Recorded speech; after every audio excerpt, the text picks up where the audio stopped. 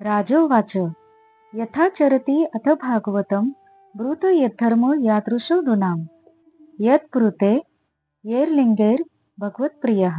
अर्थात राजा म्हणाला, भगवंताच्या भक्ताचे लक्षण मला सांगा.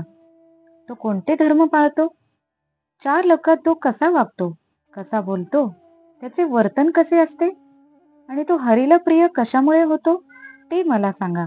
हरिरुवाच सर्वभूतेषु य पश्येत् भगवतावमात्मना भूतानि भगवत्यात्मा नेश भागवतोत्तमा. अर्थात हरी म्हणाला, जो स्वतःचा भागवत भाव सर्व भूतांमध्ये पाहतो आणि स्वतःमध्ये व भगवंतामध्ये सर्व भूते पाहतो, म्हणजेच त्या जाणीवेने राहतो, तो श्रेष्ठ भागवत होय. भक्ता पूर्ण प्राप्ती सुगम ऐकता राजा निवाला परम तो भक्त चिन्हानुक्रम समूळ सवर्म पुसत. विदेह म्हणे स्वामी मुनी पूर्ण प्राप्ती आकळोनी ते भक्त कैसे वर्तती जनी ती लक्षणे श्रवणी लेववा मज. भक्त लक्षण भूषण तेने मंडित करा श्रवण सावध ऐकता संपूर्ण होई जे आपण भगवत प्रिय. त्यांचा कोण धर्म कोण कर्म कैसे वर्तते भक्तोत्तम हृदयी धरोनी पुरुषोत्तम त्या ते बोलते वर्मते कैसे कोणीतरी कैशा स्थिती हरिभक्तीस हरी प्रिय होती. ऐशिया लक्षणांची या पंक्ती समूळ मजप्रती सांगिजे स्वामी विदेहाच्या प्रश्नावरी संतोषीजे मुनीवरी कवी धाकुटा जो हरी तो बोलावया वैखरी सरसावला. हरी म्हणजे रायाप्रती अमित भक्त लक्षण स्थिती एक दिगंबरत्वे वर्तती एक स्वाश्रम स्थिती निदाचारे एक सदा पडले असती एकाची ते उन्माद स्थिती एक सदा गाती नाचती एक ते होती अबोलणे एक गर्जती हरिनामे एक निर्दाळती निजकर्मे एक भूत दयाळू दानधर्मे एक भजन नेमे राहती. ऐशा अनंत भक्तस्थिती सांगता सांगावया नाकळे वृत्ती त्या माझी मुख्य संकेलिती राया तुझ प्रती सांगेन पूर्ण प्राप्तीचा मुख्य ठावो सर्वभूती भगवत भावो हाची पूर्ण भक्तीचा निज गौरव तोची अभिप्रावो हरी सांगे. सर्व भूती मी भगवंत सर्व भूते मज अंत भूती भूतात्मा मीची समस्त मीची मी येथ परमात्मा. ऐसे जे पूर्णत्वाचे मी पण तेने वाढे आत्माभिमान सहजे निरसे निज निरभिमान ते शुद्ध लक्षण ऐकराया. अर्थात राजा भक्तांच्या लक्षणांचा अनुक्रम विचारू लागला व म्हणाला, हे मुनिराज, ज्यांना अशी पूर्ण प्राप्ती झाली आहे त्यांचे लौकिकात वागणे कसे असते. भक्तांची लक्षणे ही माझी कर्णभूषणे होत, कारण त्यांच्या श्रवणानेही श्रोता देवाला आवडता होतो. भगवत भक्तांचा धर्म कोणता, कर्म कोणते, ते कसे वागतात, अंतःकरणात हरीचे चिंतन असताना ते जे बोलतात त्याचे वर्म काय आहे, कोणत्या प्रकारे कोणत्या गुणांनी व स्थितीने ते हरीला प्रिय होतात, असे जनकाचे प्रश्न ऐकून मुनी आनंदले आणि कवी नारायणाचा धाकटा भाऊ हरी नारायण हा उत्तर देण्यास उद्युक्त झाला. हरी म्हणाला, हे राजा, भक्तांची लक्षणे विविध प्रकारची असतात. कुणी नग्न फिरतात तर कुणी आश्रम धर्म पाळून राहतात, काही अजगरासारखे सदा पडून राहतात, काही वेडे उन्मत्त असावेत असे वागतात, काही भक्त नेहमी गाणी म्हणतात व नाचतात, तर कुणी मौन व्रत पाळतात, कुणी हरिनामाचा घोष करतात, कुणी कर्माचा त्याग करतात, काही लोक भूतदयेने दानधर्म करतात, तर काही जण नियमित भजन करतात. भक्तांच्या अशा अनेक अवस्था असतात, त्या पुरत्या सांगता येणार नाहीत, म्हणून मी तुला मुख्य अवस्था थोडक्यात सांगतो. सर्व भूतांमध्ये ईश्वराला पाहणे हाच परमात्मा प्राप्तीचा मुख्य उपाय आहे. सर्वात श्रेष्ठ भक्ती हीच. स्वतः भगवंतही असे म्हणतो की सर्व भूतांमध्ये मी भगवंत आहे, सर्व भूते माझ्यामध्ये आहेत, भूतात्मा व परमात्मा मीच आहे. अशा पूर्णत्वाच्या जाणीवेने मी आत्मा आहे ही भावना वाढते व देहाभिमान अनायासे कमी होतो. ईश्वरे तद्वधीनेषु बालिशेषु द्विषत्सुच प्रेम मैत्री कृपापेक्षे य करोति समाध्यम. अर्थात जो ईश्वरावर प्रेम करतो भक्तांशी मैत्री करतो, अज्ञ लोकांवर कृपा करतो व शत्रूंची उपेक्षा करतो, तो मध्यम भक्त होय. अर्चयामेव हरये पूजां यशथये हते न दत्भक्तेषु चान्येषु स भक्त प्राकृत स्मृत. अर्थात, जो मनुष्य प्रतिमेतच हरीची पूजा श्रद्धेने करतो, पण ईश्वराचे भक्त व इतर लोक यांच्या ठिकाणी भक्तिभाव ठेवत नाही, असा भक्त प्राकृत होय. शुद्ध भक्तांचे निजलक्षण प्रत्येक आत्मयांचे जे मीपण, तेही मानुनिया गौण भावनापूर्ण त्याची ऐसी सर्वाभूती भगवंत भूते भगवंती वर्तत भूती भूतात्मा तोचे समस्त मी म्हणणे तेथे मीपणा न ये. सर्व भूती भगवंत पाही भूते भगवंताचे ठाई हे ओगे देखे जो स्वदेही स्वस्वरूप पाही स्वये होय. तो भक्ता माझी अतिश्रेष्ठ, तो भगवंता माझी वरिष्ठ, त्यासी उत्तमत्वाचा पाठ अवतार श्रेष्ठ मानिती. तो योगियान माझी अग्रगणी, तो ज्ञानियांचा शिरोमणी, तो सिद्धांत माझी मुकुटमणी. हे चक्रपाणी बोलिला, जैशा घृताची या कणिका घृतेसी नवेची आणिका, तेवी भूत भौतिक व्यापका भिन्न देखा कदा नवती. हे उत्तम भक्तांची निजस्थिती राया जाणवी निश्चिती. आता मध्यम भक्त कैसे भजती त्यांची भजन गती ऐक राया. ईश्वर मानी उत्तमोत्तम तद्भक्त मानी मध्यम, अज्ञान तो मानी अधम, द्वेषते परम पाप मानी. ईश्वरी प्रेम पवित्र भक्तांशी मैत्री मात्र, अज्ञानी तो कृपापात्र उपेक्षा निरंतर द्वेषियांची. हे मध्यम भक्तांची भक्ती राया जाण ऐशा रीती, आता प्राकृत भक्तांची स्थिती तेही तुझ प्रती सांगेन. पाषाण प्रतिमा हाची देवो तेथेची ज्याचा पूर्ण भावो, भक्त सज्जनासी पहावो अणुमात्र देहो लेवो नेदी. ते ठाई साधारण जन त्याची वार्ता पुसे कोण, त्यासी स्वप्नीही नाही सन्मान या परिभजन प्राकृताचे. ऐशिया स्थिती जो जड भक्तू तो जाणावा मुख्य प्राकृतू, प्रतिमा भंगे अंतू मानी निश्चितो देवाचा.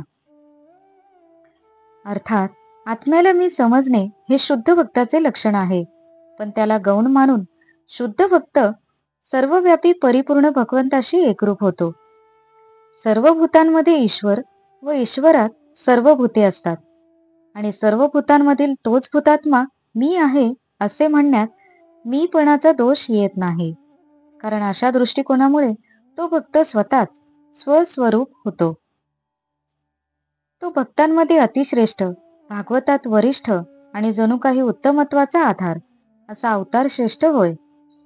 स्वतः श्रीकृष्ण म्हणतो की असा भक्त श्रेष्ठ योगी, श्रेष्ठ ज्ञानी, सिद्धांचा मुकुटमणी होय.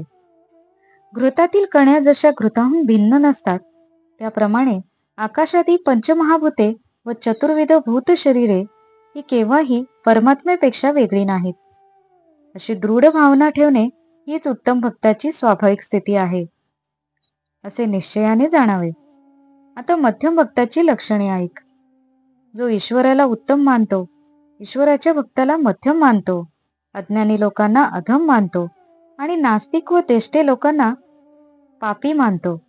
तसेच ईश्वरावर पवित्र प्रेम करणे, भक्तांशी केवळ मैत्रिणी वागणे, अज्ञानी लोकांकडे कृपेने पाहणे आणि द्वेषी जनांची निरंतर उपेक्षा करणे, असे तो वेगवेगळे आचरण करतो.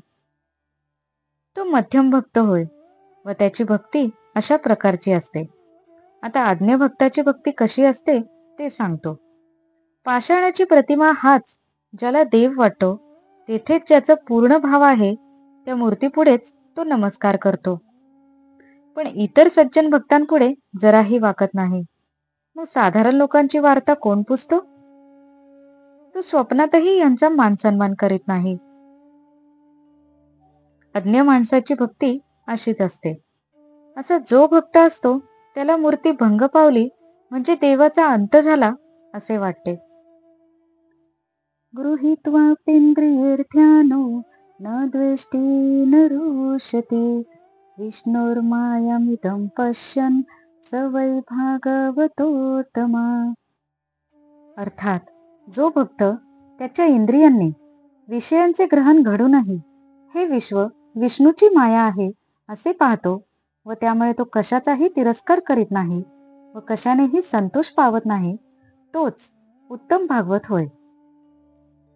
देहेंद्रिय प्राण मनोधियायो जन्माप्ययक्षुद्वयत्तर्षकृच्छे संसार धर्मेर रविमूयमान स्मृत्या हरेर्भागवत प्रधान. अर्थात जो भक्त हरीच्या स्मरणात असतो व देह, इंद्रिये, प्राण, मन, बुद्धी यांच्या नेहमीच्या विकारांनी म्हणजेच जन्म, क्षुधा, तृष्णा, श्रम, भय आणि नाश यांनी मोहित होत नाही, तो श्रेष्ठ भागवत होय. या परी त्रिविध भक्त सांगितले भजनयुक्त परी उत्तमांची लक्षणे अद्भुत ती सांगावया चित्त उदित माझे. इंद्रिय विषयांते सेविती परी सुख दुःख नुमटे चित्ती विषय मिथ्यात्वे देखती ते जाण निश्चिती उत्तम भक्त. मृगचळी जेणे केले स्नान तो नाहता कोरडाची जाण तेवी भोगी चासी अभोक्तेपण ते भक्त पूर्ण उत्तमोत्तम.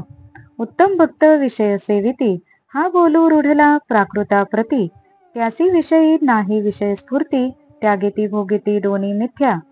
स्वप्नीचे केळे राय भोगे जागा होऊनी खाऊ मागे तेणे हातू माखे ना तोंडी लागे तेवी विषय संगे हरिभक्त. येथवरी मिथ्या विषय भान तरी सेवावया त्यासी काय कारण येथ प्रारब्ध परिपूर्ण ते अवश्य जाण भोगवी. परी मी एक विषय भोगता ही स्वप्नी ही त्यास नुमटे कथा या लागी उत्तम भागवत तथा त्यासीच तत्वता बाणली. या परी विषया सक्ती वर्तीचे उत्तम भक्ती याहुनी अगाध स्थिती सांगेन तुझ प्रती ते ऐक. देहेंद्रिय मनोबुद्धी प्राण हेची बंधाचे पंचायतन क्षुधा तृषा भयक्लेश पूर्ण जन्म मरण इत्यादी या पाच स्थानी अपार श्रम या नाव म्हणजे संसार धर्म. निज भक्ता प्रसन्न आत्माराम त्यासी भवभ्रम स्वप्नीही नाही. क्षुधा लागलिया दारुण अन्ना आकांक्षे पिढे प्राण भक्ता क्षुधेची नवे आठवण ऐसे अगाध स्मरण हरीचे. अर्थात याप्रमाणे मी तुला भक्तांचे 3 प्रकार सांगितले, पण उत्तम भक्तांची लक्षणे सांगण्यास माझे मन उत्सुक झाले आहे. इंद्रिय विषयांचे सेवन करतात, पण त्यामुळे त्यांना सुखदुःख वाटत नाही, कारण ते विषयांना मिथ्या समजतात. असे भक्त उत्तम भागवत आहेत. मृगजलात स्नान करणारा स्नान करूनही कोरडाच राहतो, तसे या भक्तांचे विषयभोगातही अलिप्तपण असते. लोक म्हणतात की अमुक एका भक्ताने अमुक एक फळ खाल्ले, किंवा तो मंदिरात गेला, किंवा त्याने काही काम केले, किंवा अमुक एका भक्ताला अमुक एक संकटे आली. पण ही सर्व बोलण्याची भाषा झाली.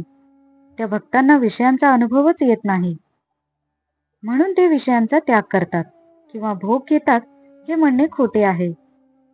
एखाद्याला स्वप्न पडले की तो राजेळे केळे खात आहे, तेवढ्यात तो जागा झाला आणि केळे मागू लागला, तर ते केळे त्याला हाताला व तोंडालाही लागत नाही. तसे या भक्तांचे अलिप्तपण असते. विषय भान जर इतके मिथ्या आहे, तर तो स्वतः विषय सेवन करतो असे म्हणण्यात काय अर्थ?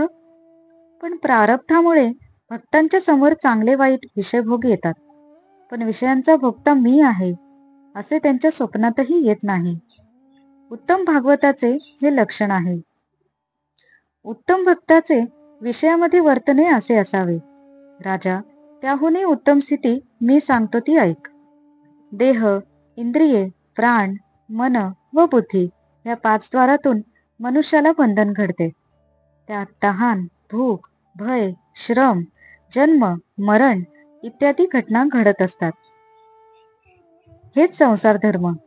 पण आत्माराम आपल्या भक्तांवर प्रसन्न असतो, त्यामुळे त्याला स्वप्नातही संसार आपला वाटत नाही.